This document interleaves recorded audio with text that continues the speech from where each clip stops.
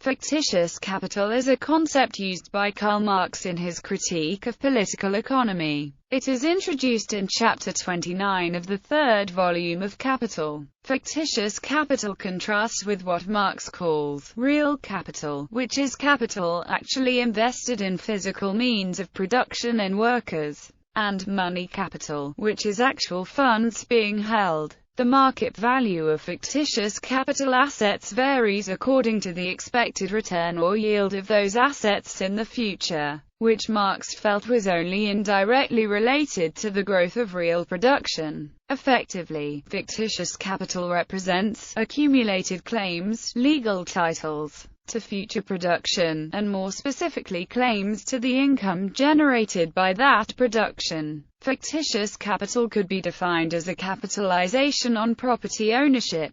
Such ownership is real and legally enforced, as are the profits made from it. But the capital involved is fictitious. It is money that is thrown into circulation as capital without any material basis in commodities or productive activity. Fictitious capital could also be defined as tradable paper claims to wealth. Although tangible assets may themselves under certain conditions also be vastly inflated in price. In terms of mainstream financial economics, fictitious capital is the net present value of future cash flows. Uses of the term. Marx saw the origin of fictitious capital in the development of the credit system and the joint stock system. The formation of a fictitious capital is called capitalization. It represents a claim to property rights or income. Such claims can take many forms, for example, a claim on future government tax revenue or a claim issued against a commodity that remains, as yet, unsold.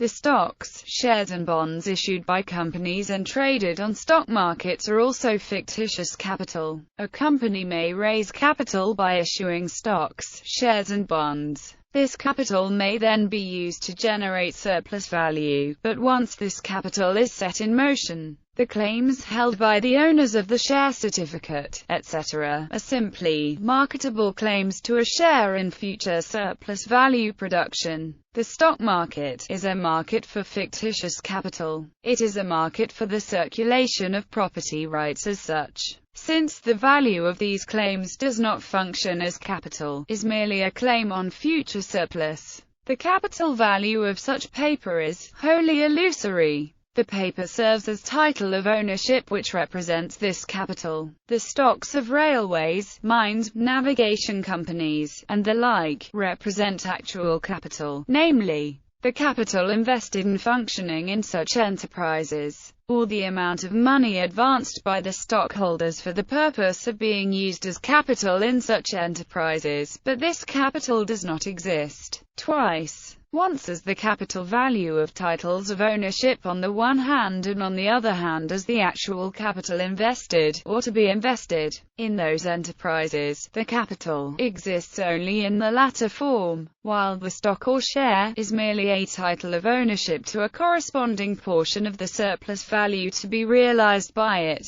The formation of fictitious capital is, for Marx, linked to the wider contradiction between the financial system in capitalism and its monetary basis. Marx writes, with the development of interest-bearing capital and the credit system, all capital seems to double itself, and sometimes treble itself, by the various modes in which the same capital, or perhaps even the same claim on a debt, appears in different forms in different hands. The greater portion of this money capital is purely fictitious. All the deposits, with the exception of the reserve fund, are merely claims on the banker, which, however, never exist as deposits. The expansion of the credit system can, in periods of capitalist expansion, be beneficial for the system, but in periods of economic crisis and uncertainty, capitalists tend, Marx argues, to look to the security of the money commodity as the ultimate measure of value. Marx tends to assume the convertibility of paper money into gold. However, the modern system of inconvertible paper money, backed by the authority of states, poses greater problems. Here, in periods of crisis, the capitalist class appears to have a choice between devaluing money or commodities, between inflation or depression. In the event that monetary policy is dedicated to avoiding both, it will merely end up incurring both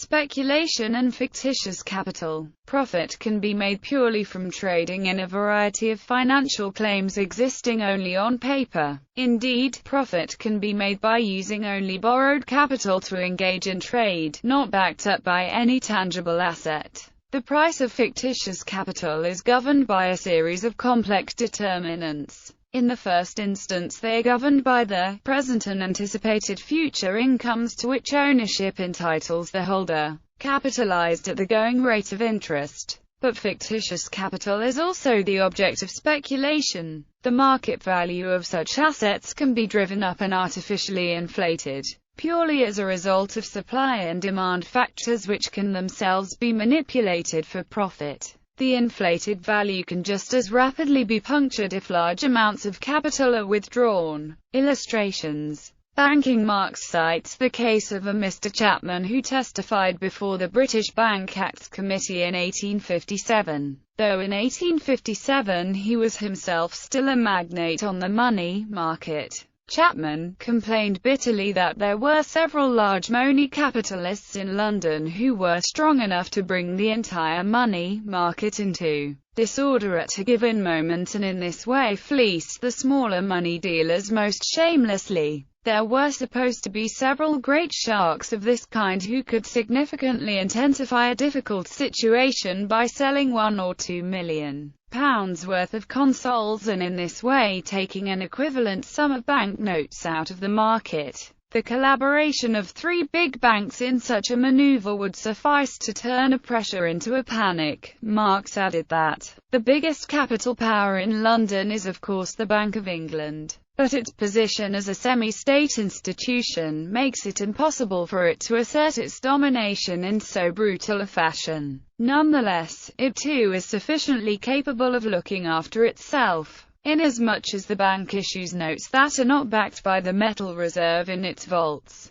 It creates tokens of value that are not only means of circulation, but also forms additional, even if fictitious, capital for it, to the nominal value of these fiduciary notes, and this extra capital yielded an extra profit. Public stocks. Marx writes, to the extent that the depreciation or increase in value of this paper is independent of the movement of value of the actual capital that it represents, the wealth of the nation is just as great before as after its depreciation or increase in value.